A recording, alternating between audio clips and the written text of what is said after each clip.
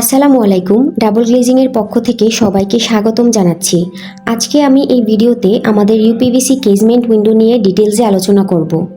উইন্ডোতে যারা মূলত বেশি ওপেনিং, বেশি আলো বাতাস চান, তারা আমাদের এই কেজমেন্ট উইন্ডোটি চাইলে নিতে পারেন।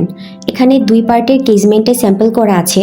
আপনারা চাইলে যতটা পাল্লা প্রয়োজন সে অনুযায়ী আমাদের কাছ থেকে কাস্টমাইজ করে নিতে পারবেন। আমরা আমাদের ইউপিভিসি কেজমেন্ট উইন্ডোতে উইন্ডোর উপরে এবং নিচে হিঞ্জ ইউজ করি।